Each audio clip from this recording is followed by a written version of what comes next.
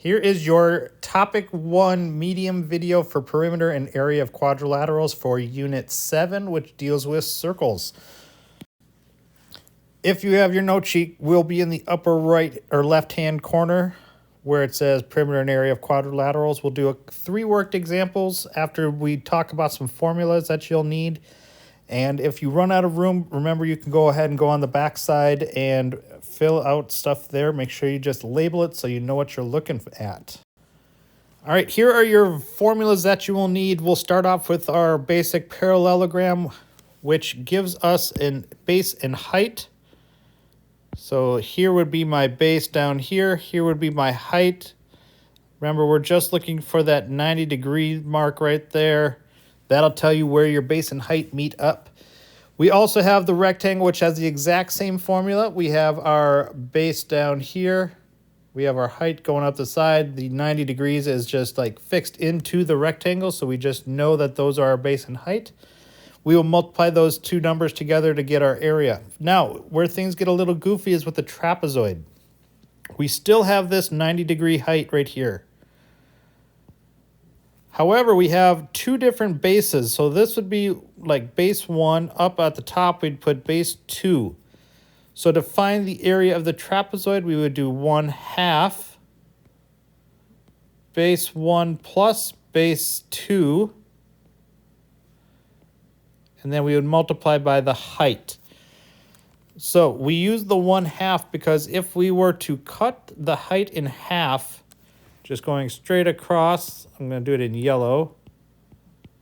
And then we were to take that top part and then extend it out going this way.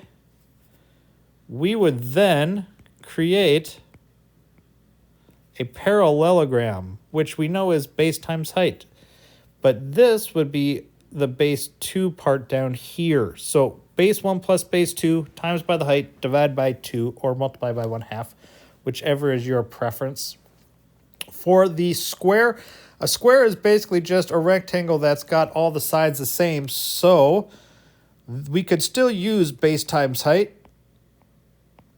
which would just be base and height. However, a lot of times you'll see S and S, which is the side length of the square, and we could also do side length squared, so S squared.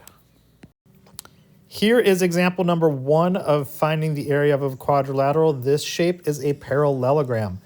So we need to know our base and height because that is how we find the area. So base times height.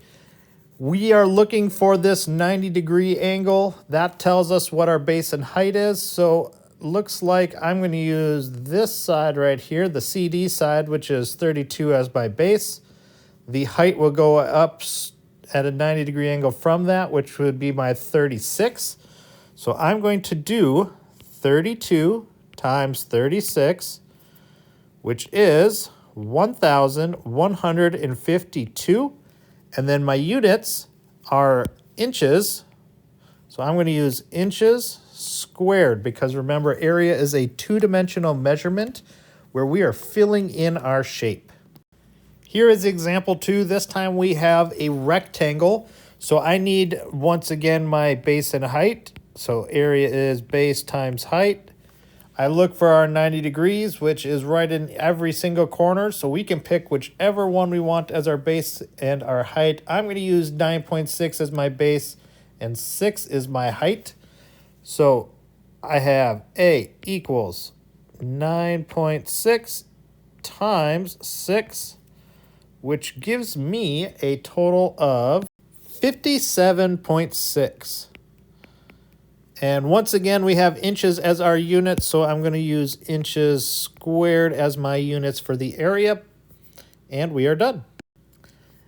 On example 3, we have a trapezoid, so we got to use that goofy one. We need the area is base 1 plus base 2 multiplied by the height. I like to divide by 2, so I'm going to go divide by 2.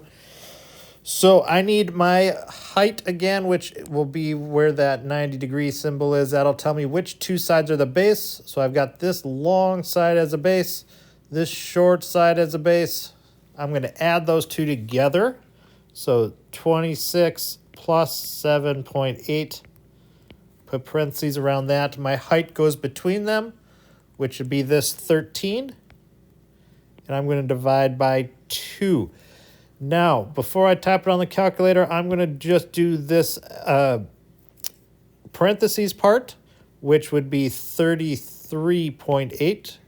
I'm going to times that by 13, divide by 2 on my calculator, which I see is 219.7.